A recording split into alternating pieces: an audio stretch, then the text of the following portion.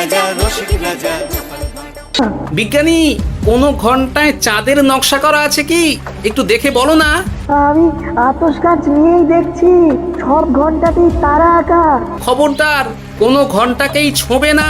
ঠিক আছে, কোনো কিছু না ছুঁয়ে আমি দেখছি।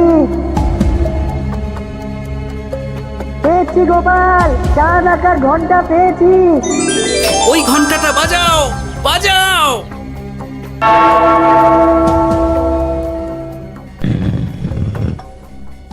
গুপ্তধন পেয়েছেন মহারাজ? বাঁচাও, বাঁচাও, বাঁচাও।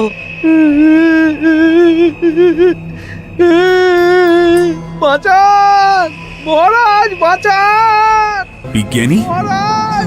মন্ত্রীর গলা পাচ্ছ না?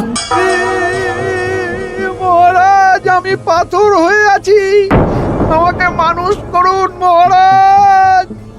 তুমি তো মানুষই ছিলে, হঠাৎ করে পাথর হলি কেন? মহারাজ, গুপ্তধন পেয়েছেন? পেয়েছি, তার সাথে মন্ত্রীকেও পেয়েছি। মন্ত্রী এইখানে কোথাও পাথর হয়ে দাঁড়িয়ে আছে। দাঁড়ান মহারাজ, এবার আসছি। সাবধানে এসো। আমি ভেতরে যাচ্ছি, বুঝলে? যদি কোনো কারণে দেখো পাথরটা গুহার মুখটা আটকে দিয়েছে, অমনি তোমাদের কাজ হলো পাথরটাকে ছুঁয়ে ফেলা, বুঝলে? ঠিক আছে গোপাল দাদা। আমার মনে হয় বিপদ আর কিছু ঘটবে না, তবুও সাবধানের তো মান নেই। ঠিক আছে, তুমি নিশ্চিন্তে ভেতরে যাও। বাঁচাও, আমাদের বাঁচাও, আমাদের সবাইকে মানুষ করুন। আমাকে মানুষ করুন মহারাজ। আপনাকে তো মানুষ করা হবে মন্ত্রী মশাই। আগে বলুন, আপনি পাথর হলেন কি করে? ও, মনে পড়েছে ধারার শেষ লাইন, সিন্দুক দেওয়ালে হাত দাও, আসল খবর জেনে না। সত্যি গোপাল, তুমি না থাকলে এই এত কিছু আমাদের সবার কাছে অজানাই থেকে যেত।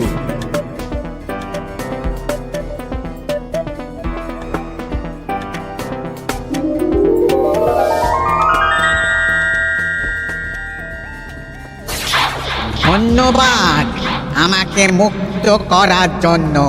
আপনি কে? আমি যক্ষ। আমাকে এই ধন সম্পত্তি পাহারা দেওয়ার জন্য এক ডাকাত দলের সর্দার যক্ষ করে রেখেছিল। আমি 100 বছর ধরে এইখানে যক্ষ হয়ে আছি। আমি তোমার জন্য মুক্ত হলাম গোপাল। এই সম্পত্তি তোমার গোপাল। সম্পত্তি নিয়ে আমি কি করব? আমি এই সব সম্পত্তি মহারাজকে দান করলাম, রাজ্যের অনেক কাজ হবে। তুমি ধন্য গোপাল, তুমি ধন্য। এবার আমার যাবার সময় এসেছে, আমাকে যেতে হবে। যাবার আগে এই পাথরগুলোকে মানুষ করে যান। এরা সব লোভী। আমি আমার সীমিত ক্ষমতায় এই গুপ্তধনের ধাঁধাকে এখানে যারাই ভ্রমণ করতে আসে তাদের হাতে তুলে দিই, কিন্তু কেউ এই ধাঁধার সমাধান করতে পারে না। সবার মনে লোভ কাজ করে, এই লোভ এদেরকে পাথর করে রেখেছে। পাথর হলো কি করে? একটা মানুষ এসে বুক ভরা লোভ নিয়ে আধা পুরো না জেনে পাথরে হাত দিলেই সে পাথর হয়ে যাবে। আমাদের আমাদের আমাদের ভুল হয়েছে, আর লোভ করবো না, আমাদের বাঁচাও। আমাকে মুক্ত করে দিন, আমার খুব ভুল হয়েছে মহারাজ, মুক্ত করে দিন আমায়। তুমি এখানে আগে এসেছিলে, তাই তো আগে এসে ভাবলে নিজেই একা একা গুপ্তধনকে হরপ করে দেবে। এদিকে তোমাকে না দেখতে পেয়ে আমাদের কত চিন্তা হচ্ছিল।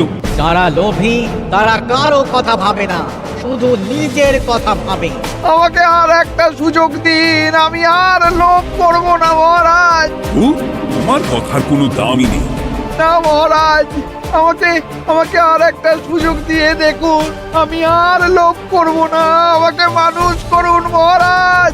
আমাদের সবাইকে আমাদের মানুষ সবাইকে করুন। মানুষ করুন, দয়া দয়া করে করুন, দয়া মানুষ করুন। যক্ষরাজ, এদের আপনি ক্ষমা করে দিন। ঠিক আছে, তোমাদের আবার মানুষ করে দিচ্ছি। আহ আহ, বাঁচলাম বাঁচলাম।